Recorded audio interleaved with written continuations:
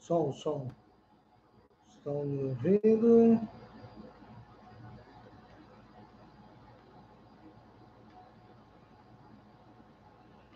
Vamos dizer aqui olá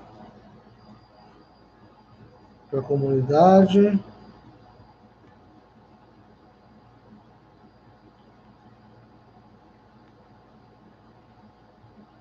Vamos compartilhar no Facebook nossa live de hoje.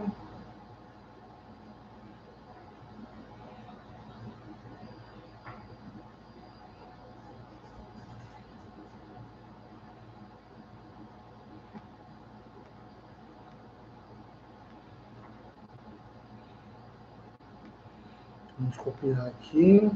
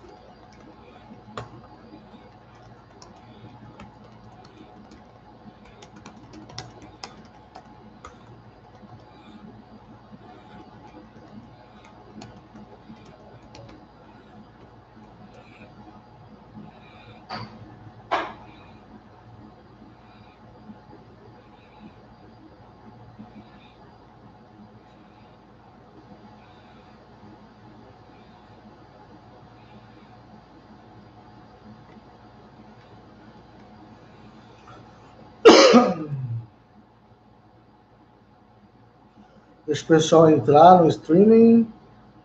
Por enquanto, somente eu.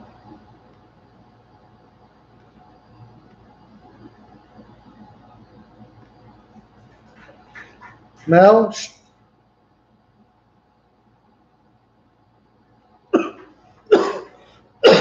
Mel, para. Mel, para.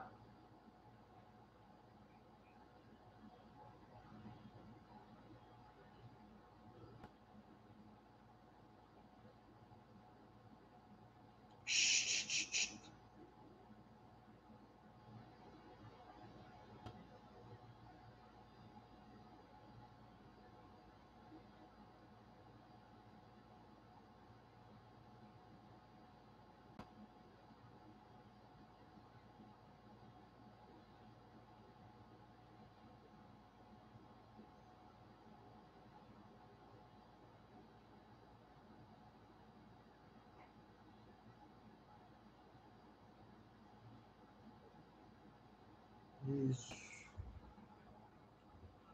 Vamos mandar agora pelo grupo da igreja.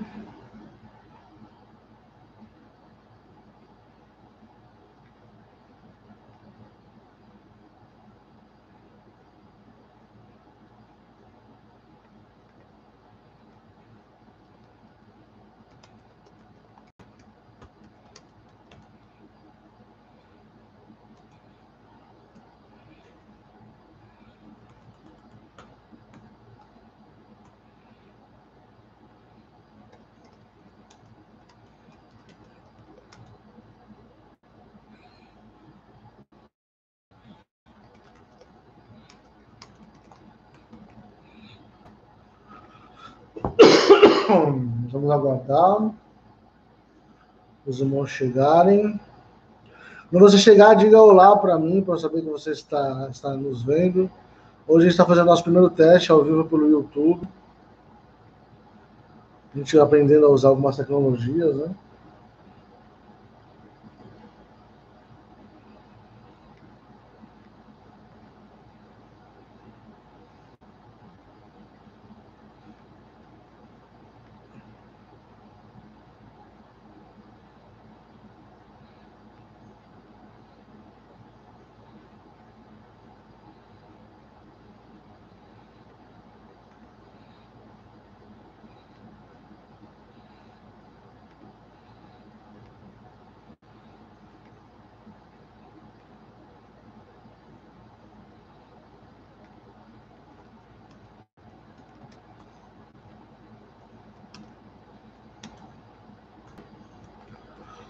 Já vou iniciar, hoje a gente vai fazer a nossa recapitulação daquilo que a gente estudou até o ano passado, né? Nós estávamos estudando sobre a escatologia, a doutrina dos últimos tempos. Já estudamos bastante, né? já trilhamos um longo caminho. Hoje eu queria recapitular, trazer de volta a nossa memória aquilo que a gente aprendeu. Então já vou, se você puder compartilhar essa aula ao vivo aqui, depois ela vai ficar gravada no YouTube, depois eu vou postar lá no Facebook. Eu vou tentar logo que eu puder também transmitir pelo Facebook. Na verdade, a gente tem que pagar para poder transmitir em mais de uma plataforma, né? Então, a gente está testando aqui. A gente nunca transmitiu apenas pelo YouTube ou só pelo YouTube. A gente está fazendo essa primeira transmissão hoje aqui. Eu já vou iniciar já, só um momentinho. Enquanto isso, os irmãos vão terminando.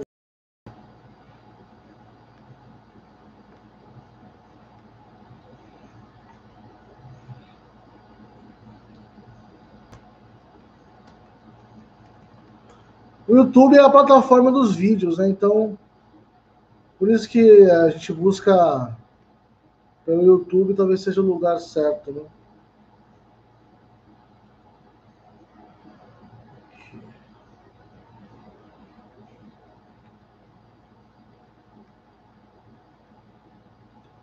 Hoje vai ser uma aula de revisão. Aqueles que não assistiram nenhuma aula ainda sobre escatologia estão convidados a assistir essa aula. Indique depois, se alguém não assistir hoje, né? Indique para aqueles que você conhece, que queiram participar. Eu sei que o pessoal da nossa igreja lá da Patrícia, o Gabriel gostava muito dessas aulas, a Fernanda gosta, só que ela estava estudando, né? Então, assista depois. Essa aula é uma aula que, a partir dela, você vai poder continuar estudando as outras aulas. Então, é uma aula que seria uma aula muito importante, né? Aqui eu tentei desligar o ventilador, deixar o ar-condicionado que eu liguei aqui, porque senão fica muito quente. Boa noite, Carlos Gonçalves, boa noite. Compartilha a todos os irmãos aí. Bom, vamos iniciar nosso estudo bíblico de hoje. Lembrando que você pode colocar perguntas ali, eu estou acompanhando vocês pelo chat, né? Se você tiver alguma dúvida. A gente tem estudado desde o ano passado, e vamos estudar hoje, sobre escatologia, né? Escatologia parece um nome muito estranho, mas nada mais é do que o estudo sobre o final dos tempos. A gente tem vivido essa pandemia já mais de praticamente um ano, e ela nos faz pensar que o mundo está acabando, né? Quando a gente percebe, né, tanta violência ao nosso redor, né, quando a gente vê grandes catástrofes naturais acontecendo, como tsunamis, terremotos, maremotos, furacões, isso nos indica, nos mostra e nos faz pensar sobre o final dos tempos, sobre o fim do mundo. E é sobre isso que a gente tem estudado e vai estudar mais. É importante que todos aqueles que seguem a Jesus, acreditam na Bíblia, estudem sobre o final dos tempos. É importante estudar a palavra de Deus. Porque existe muito achismo, não é? Eu acho. Ao longo da história, muitas pessoas, elas tentaram adivinhar quando Jesus ia voltar, sendo que a própria palavra, lá em Mateus 24, diz que ninguém sabe quando Jesus vai voltar. Existem indícios, existem mostras, existem sinais, como nós chamamos, de que Jesus vai voltar. Mas ninguém sabe a data exata. Em muitas religiões, muitas seitas, muitos grupos religiosos pelo mundo afora, cristãos e não cristãos, vivem tentando adivinhar o final dos tempos. Lembra dos maias, né, em 2012? Todo mundo esperando no final do ano, né, que o mundo ia acabar. Teve até um filme, 2012, sobre o final do mundo. É importante que a gente entenda que Jesus, a pregação de Jesus e a própria vinda de Jesus são eventos escatológicos, ou seja, a própria vinda do Senhor mostra que Deus ele interfere de maneira extraordinária na história humana. E Jesus, se ele veio na primeira vinda, como servo sofredor, como aquele que veio para morrer pelos nossos pecados, ele virá uma segunda vez, só que agora como rei, como juiz, para colocar os inimigos de Deus como estrado aos pés dele, para julgar as nações, para dividir o que a gente chama de joio do trigo, os bons dos maus, as ovelhas dos bodes. Jesus ele virá uma segunda vez e vai vir de maneira diferente da forma como ele veio no passado. Muita gente, e é verdade isso, né, de certa forma, diz que nós como cristãos devemos pregar a paz e o amor. Mas é importante dizer que o nosso Deus, o Deus da Bíblia, não só do Antigo, mas como do Novo Testamento, é um Deus que é um Deus completo. Ao mesmo tempo que Deus é amor, é paz, é misericórdia, o nosso Deus é um Deus de justiça, é um Deus que se ira, é um Deus que, para não dizer por falta de palavra melhor, que tem ciúmes de nós, né? Ele é um Deus que se zanga muitas vezes, é um Deus que coloca à prova seus filhos, é um Deus que não vive passando a mão na nossa cabeça. O nosso Deus é um Deus que ele é um Deus completo. Assim como o ser humano tem as suas diversas características. Deus ele é um Deus de verdade, Deus é uma pessoa. Né? Deus Pai, Filho e Espírito Santo são três pessoas e são um Deus só. E como pessoas, eles têm vontades, eles têm atributos, têm formas de agir, formas de ser. Então, assim, não se engane com esse papo de Deus paz e amor. Essa ideia do paz e amor é da nova era, é do pessoal que era hippie, né? Nós, como cristãos, todos os cristãos, os evangélicos incluídos, os católicos também, os cristãos entendem que Deus ele é muito mais do que paz e amor. Nosso Deus é um Deus completo. Deus ele vem com a salvação para nós, com todo amor, mas ao mesmo tempo, aqueles que não aceitarem a Jesus, aqueles que não se converterem ao Senhor, vão ser mandados para o inferno. O inferno é real. Existe depois o inferno que existe hoje, é o inferno temporário. Depois vai existir o inferno efetivo, que é o lago de fogo e enxofre. Por isso que é importante estudar a Bíblia e estudar a escatologia. Vamos recapitular um pouco sobre essa questão da escatologia? A escatologia ela tem duas partes. Uma parte pequena e uma parte grande. A parte pequena a gente chama de escatologia pessoal. O que é escatologia pessoal? O que acontece no nosso fim, quando você, eu, cada um de nós morrer? A gente sabe que todo ser humano ele tem uma certeza na vida, né? Uma certeza a gente tem, que é o quê? Todos nós vamos morrer. O que acontece quando uma pessoa morre? E a gente entende pela Bíblia, pela palavra de Deus, que existe dois caminhos: o céu e o inferno. A gente chama esse lugar de mundo dos mortos. Só você lembrar da parábola do rico e do Lázaro, que para mim, apesar de ser uma parábola, ela exemplifica bem como deve ser o novo céu, o céu e o inferno temporários. É importante dizer que quando a gente morre, nós, ser humanos, somos compostos de espírito e carne. Alguns dividem espírito, alma e carne. Né? Mas existe um lado espiritual e um lado carnal. A carne ela vai apodrecer, vai ser consumida pelos bichos, abaixo da terra, em qualquer lugar que ela estiver. Né? Essa carne já era, já foi. A pessoa morre. E o nosso espírito, ele é um espírito que ele vai viver para sempre depois. Um espírito que não vai ser destruído. E nosso espírito, ele vai para esse mundo dos mortos. Um espírito sem carne, onde ele vai viver de maneira temporária, aqueles que servem a Jesus, o pessoal do Antigo e Novo Testamento, vão viver no céu temporário e no inferno temporário. Só existem dois caminhos. E a parábola do rico e do Lázaro mostra muito bem que não é...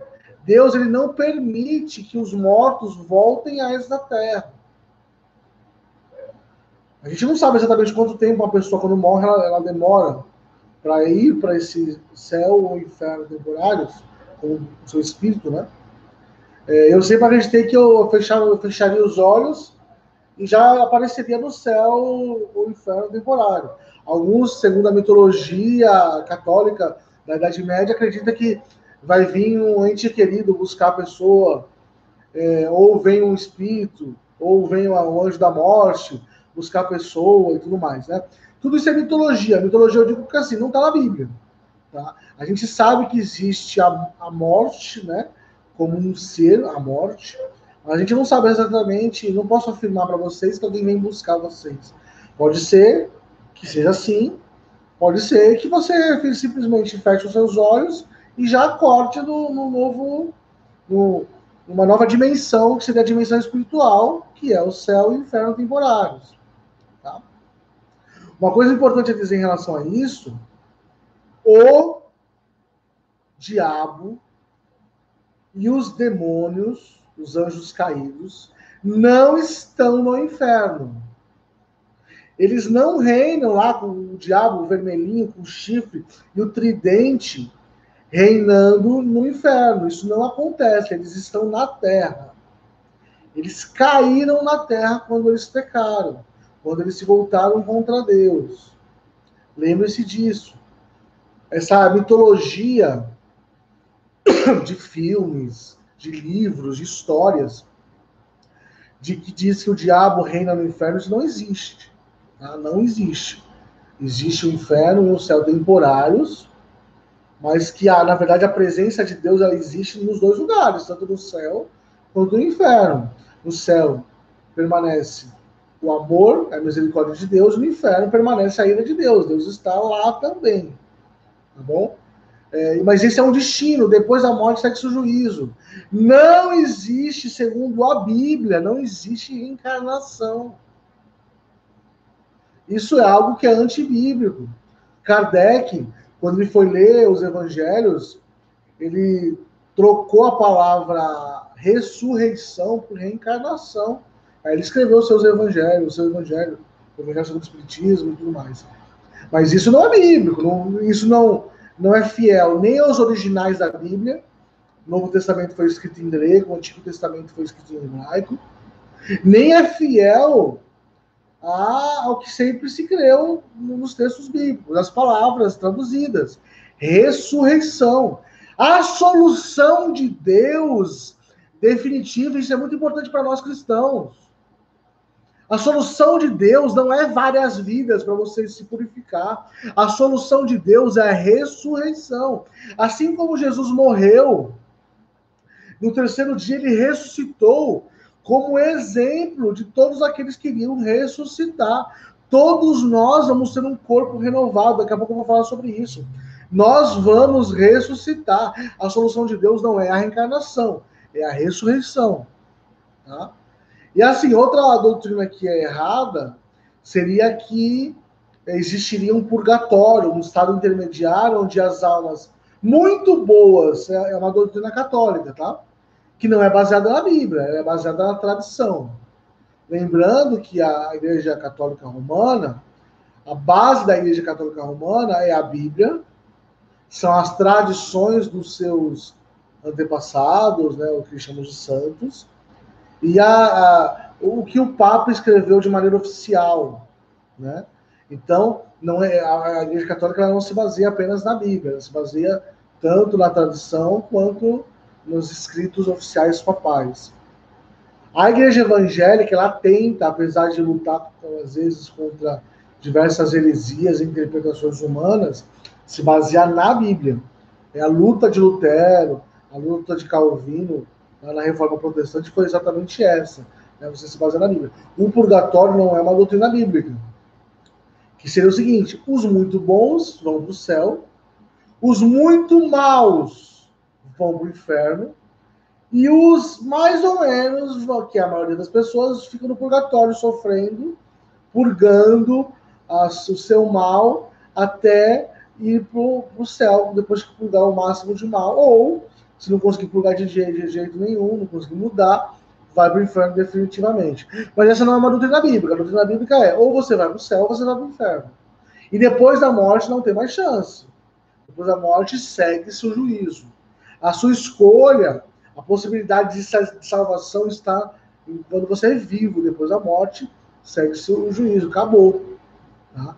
Depois, no final de tudo, e aí isso tem a ver com a escatologia já geral, né, mas eu vou falar um pouco, né, seria todo mundo vai ressuscitar, ou vai vir, ou se estiver vivo, vai ter um corpo transformado. Tanto os ímpios, os maus, como os bons, aqueles que servem a Jesus, quanto aqueles que não servem a Jesus, vão ter um corpo renovado, um corpo novo, e que não vai morrer. E o seu espírito vai se juntar a esse corpo. Alguns vão ressuscitar, que a gente chama de ressurreição para a vida, onde vão viver no novo céu e nova terra, onde habita a justiça. E aqueles que não têm a Jesus, que não servem a Jesus, vão ressuscitar para a morte e vão ir para um lugar definitivo, seria um inferno definitivo, que a gente chama de lago de fogo e enxofre. Um lugar de sofrimento que foi preparado para o diabo e seus anjos, mas que muitas pessoas vão junto com ele. Então, assim, isso é a escatologia pessoal. E aí a gente vai para a escatologia geral. Eu dividi, eu acho que de uma forma mais fácil de entender, a gente chama de grandes temas. Ao invés de você fazer uma cronologia do que vai acontecer, eu pensei primeiro, de certa forma, os grandes temas são estudados de maneira quase que em sequência cronológica. Quando a gente fala de cronológica, é o tempo acontecendo em seguida, né? Mas não necessariamente. Mas a gente estuda os grandes temas sobre o final dos tempos de uma forma que a gente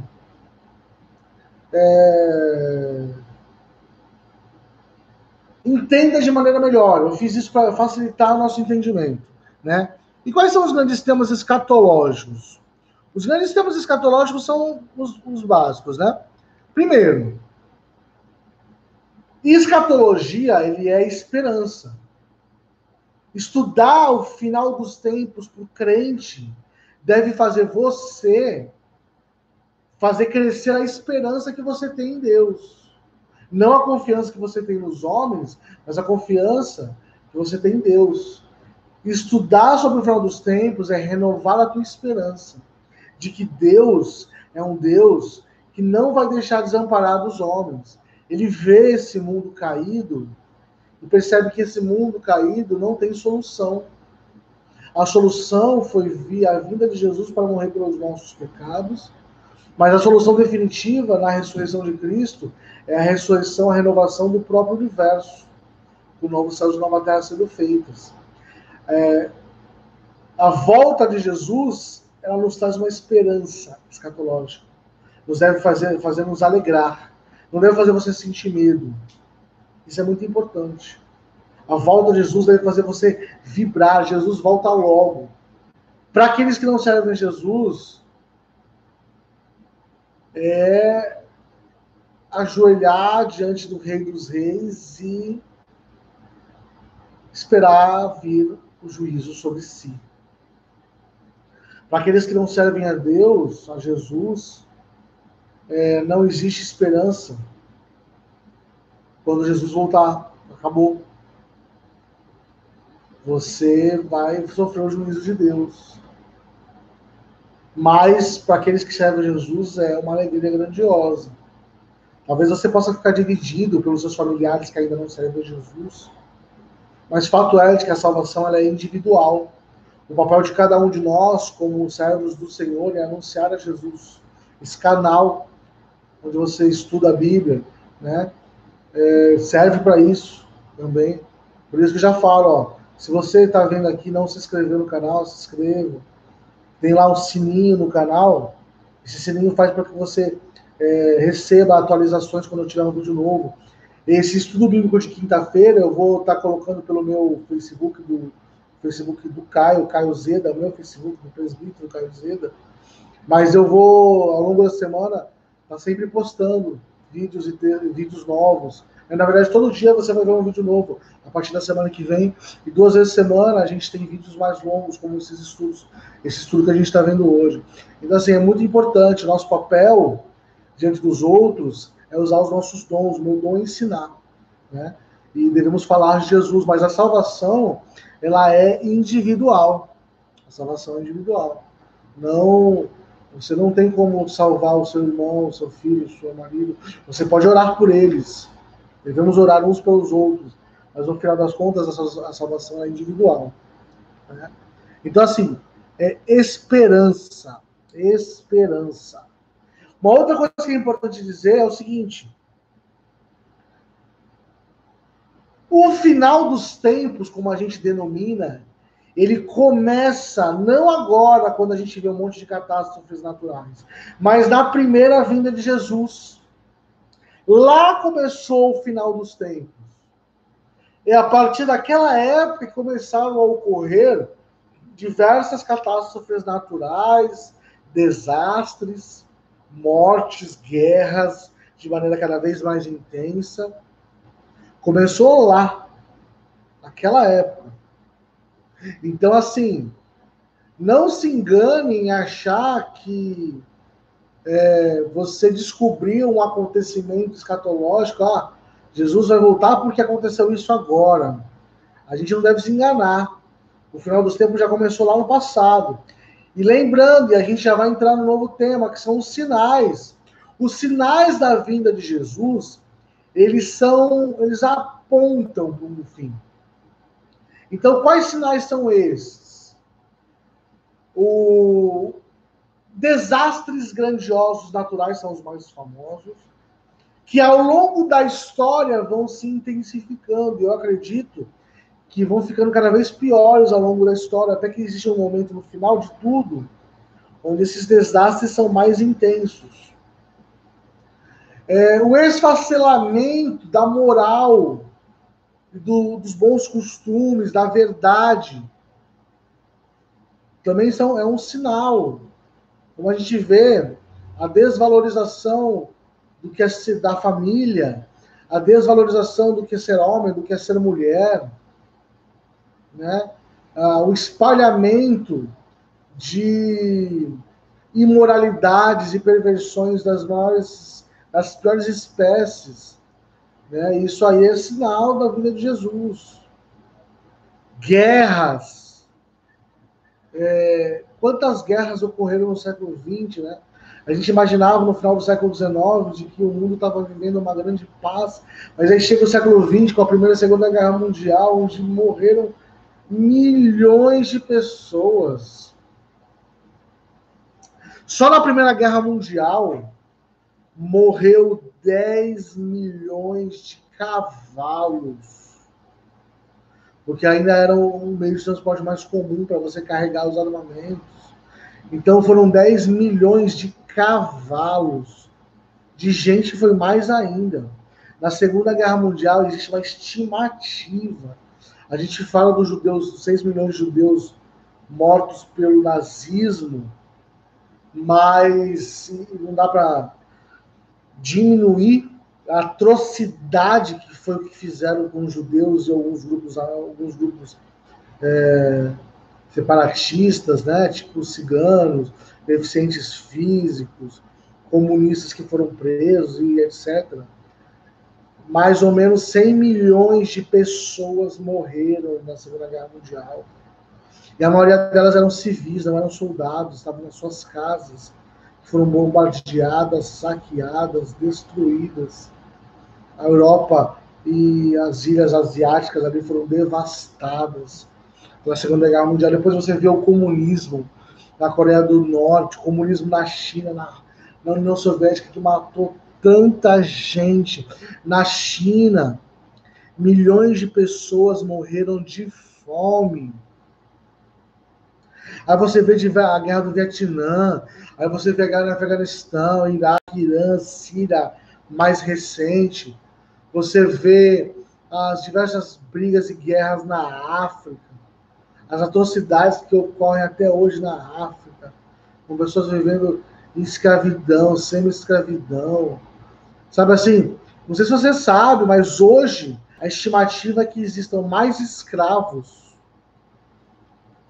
do que na época da escravidão, na sua maioria dos negros e índios na época das Américas, na colonização. Hoje teriam mais escravos do que no passado. Né? Tanto que também a população mundial é muito maior, né? Bilhões. Né? Mas assim, atrocidade em cima de atrocidade, tudo isso são sinais da vinda do Senhor. Né? O mal, ele parece que tem vencido, que tem ganhado a guerra, mas isso são sinais, dores de parto, como Jesus disse. Nada disso mostra, fala assim, Jesus vai voltar daqui a um ano, Jesus vai voltar daqui a 7 anos, Jesus vai voltar no dia 24 de maio de 2050. Não, são sinais. Só que existem alguns sinais, que também são sinais, mas são mais definitivos para a volta do Senhor. Quais são eles? Primeiro, a gente vê que o evangelho seria a pregação do evangelho. Desculpe, a pregação do evangelho é aquela que demonstra de maneira mais radical e mais forte a volta de Jesus. Porque é necessário que o evangelho chegue a todas as nações possíveis, chegue aquela pessoa necessária e aí então virá o fim. Você quer apressar a volta do Senhor, então você tem que evangelizar. Você tem que pregar a volta de Jesus. É assim que você faz com que você busque que Jesus volte cada vez logo, que Jesus volte logo. A pregação do evangelho, ela sim é essencial. O evangelho precisa chegar onde tem que chegar, onde Deus determinou. Aí Deus quem sabe. Mas nosso papel é evangelizar. Então, devemos evangelizar o máximo possível para que Jesus venha. E umas duas outras questões seriam o aparecimento do anticristo, que é importante, que o anticristo, que seria alguém que vai ser manipulado por Satanás, depois até possuído por Satanás, e vai dominar o mundo, essa figura do anticristo. Alguém que aparentemente vai ser uma grande pessoa, vai solucionar os problemas do mundo, mas que no final das contas é o mal em pessoa. E a grande tribulação ao ocorrer, que é um período de grande perseguição aos servos do Senhor que estiverem aqui. Aí existe a questão da polêmica, se vai estar a igreja presente ou não, mas já é uma questão secundária nesse sentido. Então, dentre os sinais, os três que são determinantes para a volta do Senhor, os outros não. São sinais dores de parto. Mostra, mas a gente não sabe exatamente quando vai ser. Agora, o que determina é pregação do evangelho, o aparecimento do anticristo e a grande tribulação. Né? Continuando os grandes temas, a gente pode falar antes da grande tribulação, a gente pode falar do arrebatamento. O que seria o arrebatamento que é tão falado? Né? Tem o famoso deixados para trás. Filme, livro, né? Seria em algum momento os cristãos, os servos do Senhor, vão ouvir a trombeta do arcanjo e vão desaparecer da onde estão e vão encontrar Jesus nos ares. E aí aqueles que ficarem serão os deixados para trás.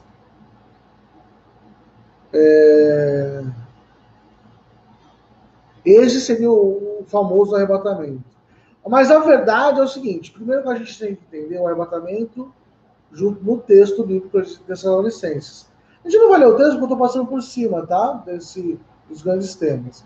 Essa lá em Tessalonicenses. Primeiro ele está na segunda também. Está em Mateus 24 também. E a gente pode até O arrebatamento do Apocalipse 20, a gente vê a ressurreição lá em Daniel também, diversos textos bíblicos. O arrebatamento, quando é citado na Bíblia, não fala que é antes da grande tribulação ou depois da grande tribulação. Só fala que os mortos em Cristo vão ressuscitar primeiro. Os mortos em Cristo vão ressuscitar primeiro, quando ouvir a trombeta do arcanjo. E esse mortos em Cristo vão ressuscitar primeiro, então é a ressurreição. Os mortos em Cristo. Depois, os que estiverem vivos serão arrebatados. Aqueles que foram sortudos, que estiverem no último dia, vão ressuscitar, os mortos vão ressuscitar, e quem estiver vivo vai ter esse corpo, que vai ser um corpo mortal, transformado por um corpo perfeito. Percebe? A ressurreição ocorre depois do arrebatamento. No texto não fala nada de grande tribulação. Então, existe, em relação ao arrebatamento, algumas questões. Muitos da igreja acreditam que o arrebatamento vai ocorrer antes da grande tribulação. Antes do aparecimento do anticristo, a igreja na terra vai ser arrebatada. Aí vai ocorrer a grande tribulação. Outros acreditam que seria no meio da grande tribulação. Esse meio por quê? Porque a partir da segunda metade da grande tribulação vai começar a ocorrer a perseguição do anticristo em relação aos servos do Senhor. Na primeira metade da grande tribulação seria um período de aparente paz e tranquilidade. A partir da segunda metade da grande tribulação ocorreria uma perseguição pelo anticristo. E aí o arrebatamento ocorreria da igreja, ocorreria no meio. A outra possibilidade seria que a igreja vai passar pela grande tribulação. A igreja sempre passou por períodos de dificuldade, de perseguição, disso, daquilo, então ela vai passar pela grande tribulação todinha. E no final dela vai ser arrebatada. Aqueles que estiverem vivos da igreja depois da grande tribulação. Simples assim, tá? Não dá para saber. Eu preciso informar os irmãos que a maioria na história da doutrina da escatologia, né, do estudo escatológico sobre o final dos tempos, a maioria da igreja sempre acreditou que passaria pela grande tribulação. Foi muito recentemente que a igreja começou a acreditar que não passaria. Mas é uma doutrina bem nova, tem um pouco mais de 100 anos, não tem 200 anos. Então, é importante ficar atento. Você pode acreditar com todas as suas forças que você vai ser arrebatado. Mas e se você não for? Se o arrebatamento for depois da grande tribulação, você está preparado para o fim do mundo, como eu faço a pergunta? Você está preparado para a volta do Senhor? Passar pela grande tribulação? Passar pela perseguição do anticristo? Uma grande questão, tá? E na grande tribulação, falando dela em si, né, o anticristo ele vai enganar as nações. Quem é o anticristo? O anticristo é uma figura que vai ser amada pelas pessoas. Isso é muito importante você entender. Não dá para achar que o anticristo vai ser você às vezes acha, né? Você não gostava do Trump, por exemplo. Aí por isso você acha que ele era o anticristo. Você não gostava do Bolsonaro. Aí você acha que ele poderia ser o anticristo. Não. Por quê? Porque são figuras, tanto o Bolsonaro como o anticristo, o Bolsonaro como o Trump, por exemplo, são figuras meio controversas, né? Existe muita divisão em relação a eles. O anticristo vai ser uma figura de quase unanimidade das pessoas gostarem dele. Vai ser uma pessoa que vai achar a solução dos problemas. Vai resolver os conflitos lá no Oriente Médio, vai trazer paz para o mundo, vai unificar as moedas, vai unificar os países. Né? Por isso que é tão perigoso você aceitar a unificação dos países. Isso é perigoso. Se você é um crente que fica atento ao final dos tempos, se atente a isso, né? a unificação da Europa, a unificação das Américas, a unificação da Ásia, a unificação de moedas, tudo isso aí já são sinais, aí já sinalizando para a gente, ó, agora, nunca na história, a gente pode dizer que, como eu falei, né, que no final dos tempos, começou lá no passado, na primeira vinda de Cristo. Só que nunca, em nenhum período da história, os governos teriam a possibilidade de controlar tanta população do que hoje. Hoje, através das câmaras, você dificilmente consegue transitar por qualquer lugar, a pé ou de carro, sem que uma câmera pegue você. Quase impossível. Em grandes cidades, então, é praticamente impossível. Né? Você tem um GPS no teu bolso, sem perceber, onde as pessoas podem descobrir onde você está em qualquer momento, o seu celular. Você é muito bom a tecnologia, mas em qualquer um mínimo de conhecimento de tecnologia pode rastrear você pelo teu celular. Você não tem privacidade, a tua vida está escancarada no Facebook, no Instagram, apesar de que a gente gosta de colocar, na verdade, é o que tem de bom, né? Ninguém tira foto eu não vou tirar foto da minha queda, né? Eu não vou tirar foto de eu brigando com a minha esposa ou coisa do tipo. Né? Eu vou tirar foto de eu na praia, né? De eu em momentos felizes, né? Mas apesar disso, a gente está nos expondo, com exposição totalmente. Então, nunca na história da humanidade foi tão fácil para o governo conseguir controlar as pessoas. E é mais ou menos isso que mostra lá sobre a grande tribulação. Um período onde o anticristo ele vai ter o poder de controlar as pessoas, a tal ponto que você não vai poder comprar, vender, viver, sem ter a marca do anticristo, de alguma forma. O controle dele sobre a sua vida. Aí fala sobre o 666, né, a marca da besta. Né? A marca da besta, para mim, ela é muito mais do que uma marca visível. Assim como Deus ele marca os seus escolhidos com o selo do Espírito Santo, que é algo que a gente não consegue enxergar, mas eu acredito que os demônios, os anjos que vivem ao nosso redor e derredor, eles olham para você e falam, ó, esse aqui tem o selo do Espírito Santo, ele tem a marca da promessa. Assim como Deus marca os seus, o diabo vive marcando os seus também. Né? E a marca da besta, para mim, é um alerta sobre muito mais do que uma marca, mas eu caí no conto do diabo através da minha mente, através do meu trabalho. O que tem, e aí é um alerta para você, o que você tem deixado entrar na tua mente através da televisão, através do celular, através do que você lê, do que você vê, do que você estuda, né? Quantas vezes a gente se dedica a estudar a palavra de Deus como um estudo bíblico agora? Quantas vezes a gente se dedica a ler a Bíblia, a se alimentar do Senhor, e ao contrário, quanto tempo a gente passa vendo bobagens?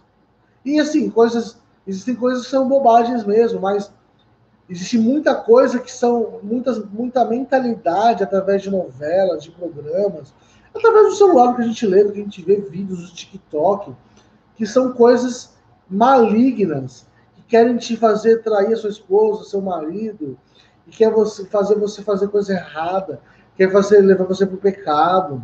Então, assim, esteja atento.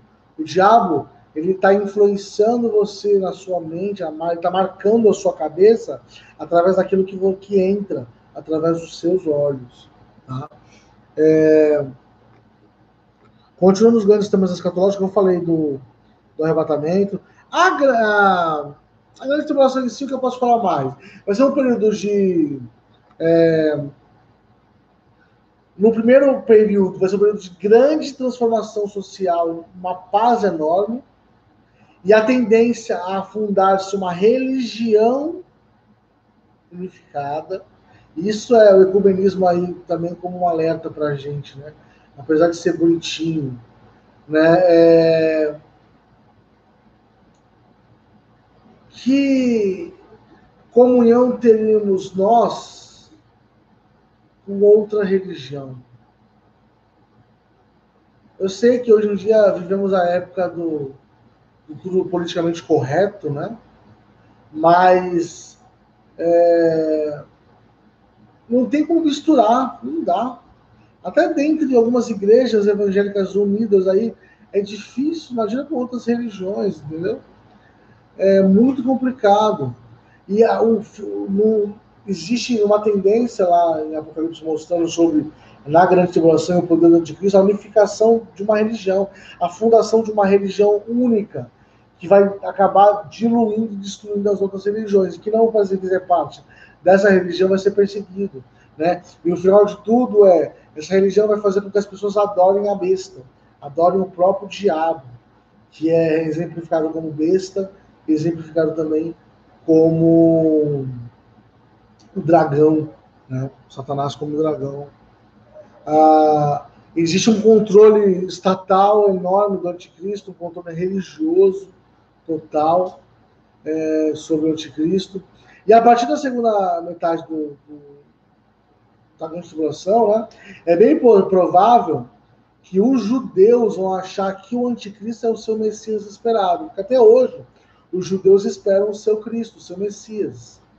E é provável, com alguns indicativos dos textos bíblicos, que os judeus vão achar que o anticristo ele é o seu Messias.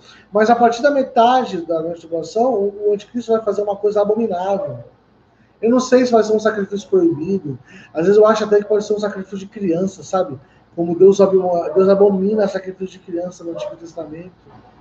Né? Os povos da terra prometida, lá que Moisés foi conquistar depois de Josué, Deus mandou exterminar aqueles povos porque eles sacrificavam suas crianças. Isso para Deus era e é abominável. Então, eu penso até que poderia ser isso. Onde Cristo vai promover um sacrifício de crianças, e aí os judeus vão perceber, olha, está errado. E aí os judeus e os cristãos, ou os convertidos aqui na terra, vão ser perseguidos grandemente pelo anticristo. Muitos vão morrer, ser decapitados e tudo mais.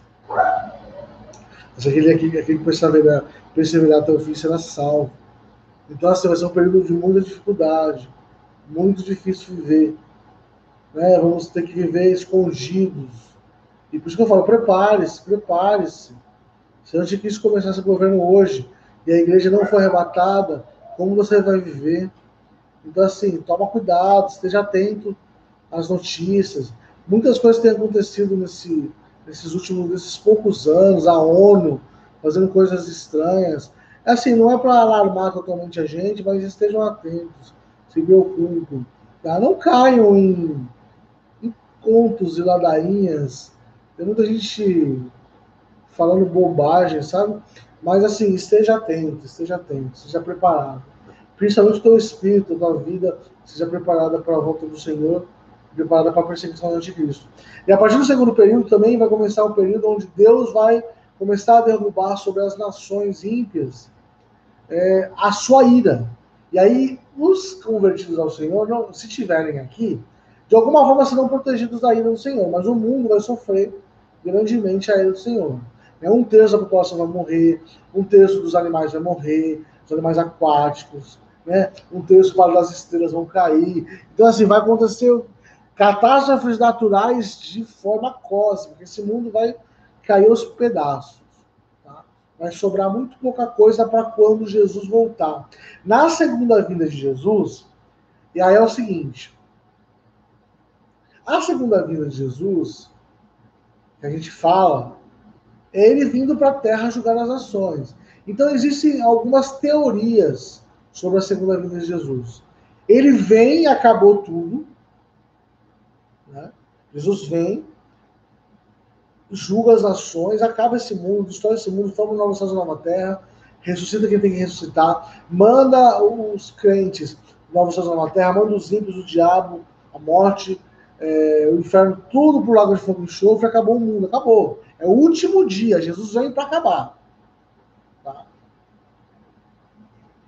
Existe aqueles que acreditam que Jesus ele vai vir e vai reinar na Terra por 1000 anos. Depois desses 1000 anos, Satanás vai ser o anticristo vai ser, que teria sido preso no começo dessa vinda de Jesus, do reino milenar. Satanás seria preso, né, quando Jesus vem. Jesus reinaria por 1000 anos, aí Satanás é solto, engana muita gente, guerreia contra Jesus, mas Jesus derrota eles de maneira definitiva. Aí, mesma coisa. Julga quem tem que julgar, ressuscita quem tem que ressuscitar, arrebata quem tem que arrebatar. Inaugura novos céus e nova terra, manda os crentes para lá, joga de fogo e enxofre e manda para lá. Tá? Então tem gente que acredita que a segunda vinda de Jesus vai ser, depois da segunda vinda vai ocorrer o reino milenar de Cristo, e tem gente que acredita que Jesus vem e acabou. Tá? E aí esses grupos vão se dividir em 3 grupos. Né? E existem, porque assim, em Apocalipse 20, fala sobre uma doutrina, um grande tema escatológico, que a gente chama de milênio. Milênio seria um reino milenar de Cristo, um reino milenar de Cristo. Que alguns acreditam que vai ser real, como eu falei. Jesus vem e reina por 1000 anos. Tem alguns que acreditam que Jesus vai reinar. Jesus já reina de maneira espiritual no mundo, através da igreja. Esses são chamados de amilenistas. Eles negam que vai haver um milênio literal. Né? Os pré-milenistas acreditam que Jesus vem e inaugura o milênio. Os amilenistas dizem que Jesus não vai ter milênio coisa nenhuma. Ele vem e acabou tudo. Quando ele vier, vai ser para dar fim a tudo, vai ser no último dia. Jesus vem, ele é um amilenista. Jesus reina através da história na igreja. Existem os pós-milenistas, que é o seguinte: no final dos tempos, a pregação do evangelho vai chegar a tantas pessoas possíveis que vai converter muitas pessoas. Jesus vai converter muita gente. Deus vai converter muita gente. Então, ao ponto que o mundo vai se tornar melhor. O mundo vai passar por uma grande transformação revolucionária pelos crentes convertidos. O mundo vai passar por grande paz, tranquilidade, né? Uma vivência melhor por causa dos convertidos nesse milênio. Só que vai ser um tempo que pode ser 1000 anos ou não, mas Jesus vai reinar através do evangelho pregado, da igreja estabelecida aqui por um período, não histórico ao longo da história, mas um período lá no final dos tempos, em algum momento, pode ser que ocorra agora. Um grande avivamento mundial, Jesus converta muita gente, e o mundo por si só vai melhorar por causa dos crentes. Esses são os pós-milenistas. Aí depois de tudo, depois desse milênio espetacular de Jesus, o anticristo vai vir tentar guerrear contra os eleitos do Senhor, e Jesus Cristo vai derrubar todo mundo. Jesus, quando vier, é uma coisa, Jesus vem e acaba o mundo. Né? Então, assim, esse é o milênio e as doutrinas sobre o milênio. E a gente estudou de maneira mais efetiva a questão do milênio. Né? É importante dizer alguma coisa. Essa batalha que vai ocorrer do anticristo em relação à igreja, em relação a Jesus, né, aos eleitos, ela é a famosa batalha do Armagedon. É uma batalha que é bem clara, ela vai acontecer. Jesus reinando por 1000 anos antes ou não, ou sendo já o último dia, segundo a vinda de Jesus, é bem claro na Bíblia que vai haver uma batalha do Armagedon, uma batalha do anticristo, que vai conseguir reunir um exército enorme, vai tentar lutar contra Jesus, o rei, mas vai ser derrotado de maneira bem fácil por Jesus. Tá? Sobre o final de tudo, eu preciso falar também sobre os grandes julgamentos. Na verdade, para mim, é muito claro que, na verdade, só vai haver um julgamento. Todo mundo vai passar por um julgamento. Mas aqueles que têm a Jesus já são justificados. Jesus já pagou a pena por nós. E Jesus, ele vai se colocar no nosso lugar e dizer, ó, eu já cumpri a pena pelo Caio, eu já cumpri a pena pela Maria, pelo Carlos, pela Fabiana, pela Creuza. Eu já cumpri a pena. Então, você vai vir para o Novo Céu e Nova Terra. Porque eu, Jesus, já cumpri a pena por essas pessoas. Certo?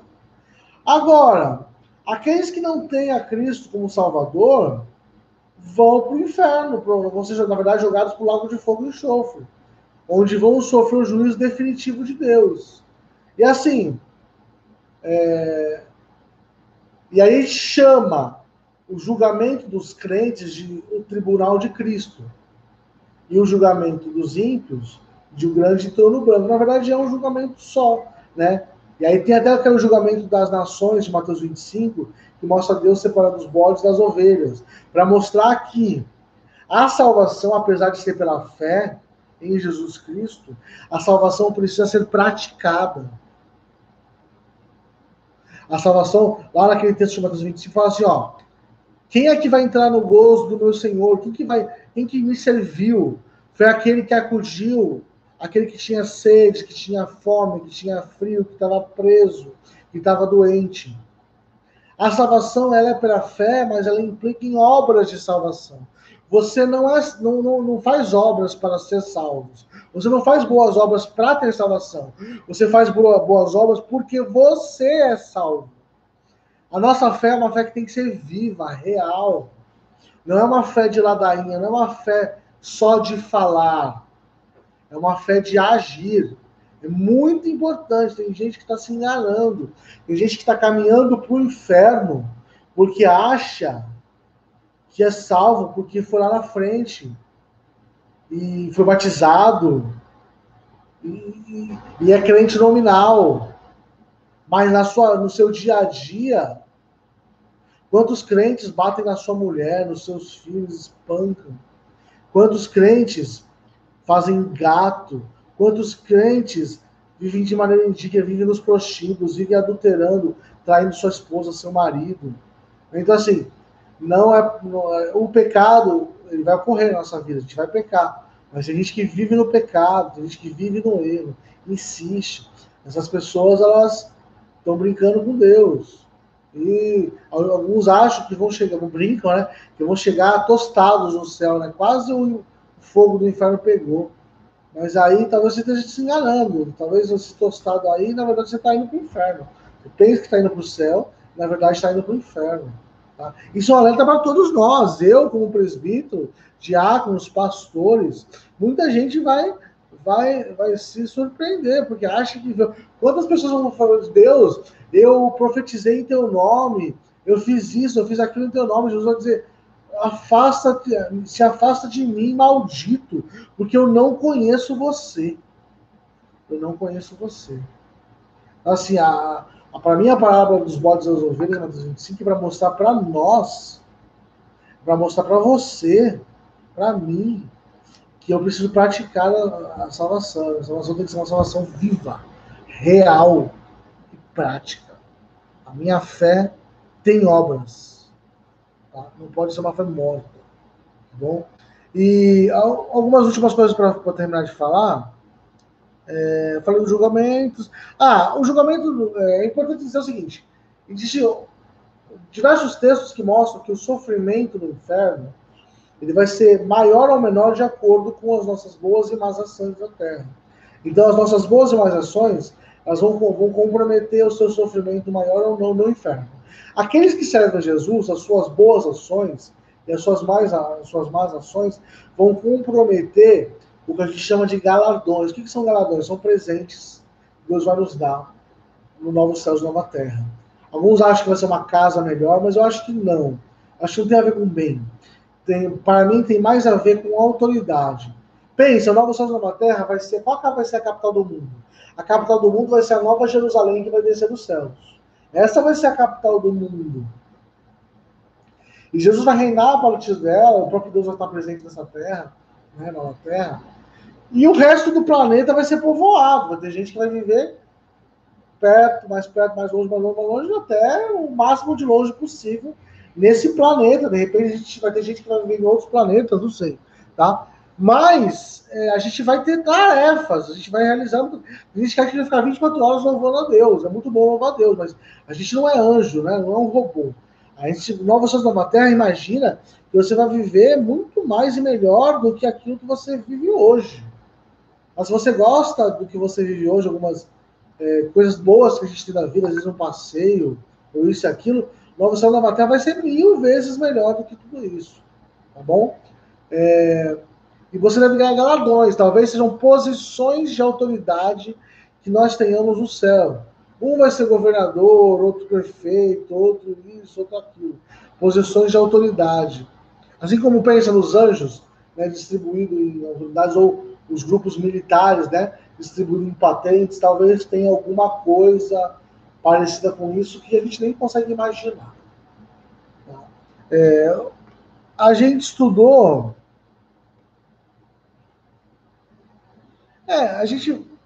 a partir da aula de hoje, eu acho que tá ótimo o nosso resumão, né? Semana que vem eu vou resumir de novo, falar de novo sobre essa questão do milênio, que é importante, né?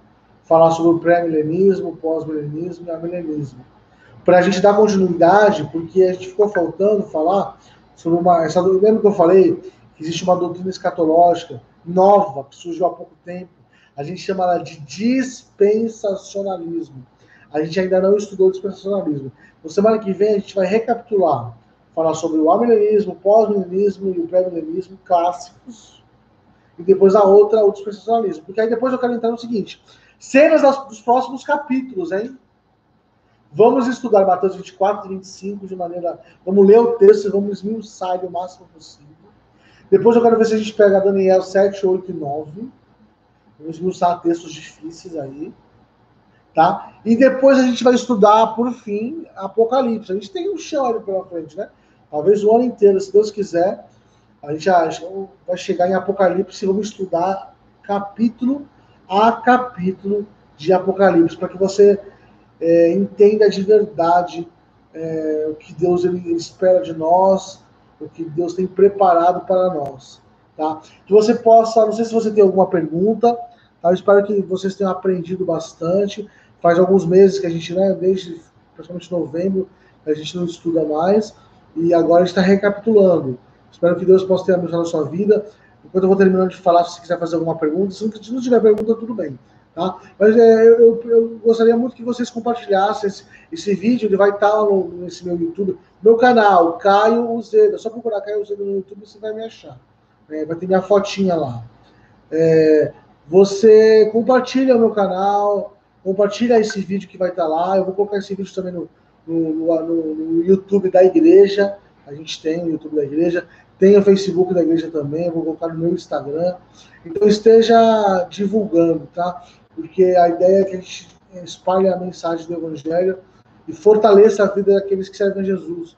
Muita gente vive uma vida rasa, não se aprofunda nas questões do Senhor. Né? Como você quer viver? Você quer viver de maneira superficial a sua relação com Deus? Ou você quer ter um relacionamento mais profundo com o Senhor? Para que você possa ter um relacionamento mais profundo com o Senhor, você precisa estudar. A vontade do Senhor e a palavra dele, a Bíblia, está lá para nós. Eu sei que a Bíblia às vezes é difícil. Eu estou aqui para exatamente ajudar a que você entenda textos e passagens que são difíceis na Bíblia. Né? Eu preciso muito do feedback. Eu agradeço muito vocês que estiveram comentando, que estiveram compartilhando. Tá? Para mim isso é muito importante para saber que vocês estão aí ouvindo, estão vendo. Na próxima semana, quinta-feira, a gente vai estar de novo aqui, no canal do YouTube. Eu vou ver se até lá eu consigo programar para que esteja no Facebook e no YouTube, e no Facebook também, no Instagram, né? Esteja em outras plataformas da internet. Mas esteja atento, tá? Separe esse momento para ouvir a voz do Senhor. Que não seja mais um momento onde você está lá, totalmente relaxado, quase dormindo na cama. Não, se acomode, pega um sofá, uma cadeira, fique ali sentado, fazendo anotações.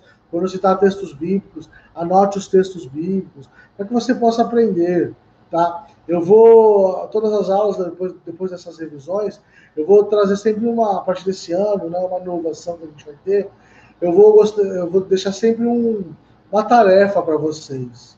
Então, uma tarefa e um desafio, né, para você cumprir durante a semana, depois você vai me mostrar, depois eu vou demonstrar como que você vai me dizer que você cumpriu uma tarefa. Mas isso só a partir daqui a 2 semanas. Né? Mas eu tenho um desafio para você, é o seguinte, fale de Jesus, compartilhe a palavra do Senhor. Né? Quantas pessoas têm partidos em Cristo? Né? E a gente precisa falar e anunciar o nome do Senhor. Muito mais que nós queremos muito que a nossa igreja ela cresça, né? A pandemia é um sinal, com certeza, é um sinal bem claro. A pandemia parou o mundo, né? Assim como a gripe espanhola, ela foi muito forte.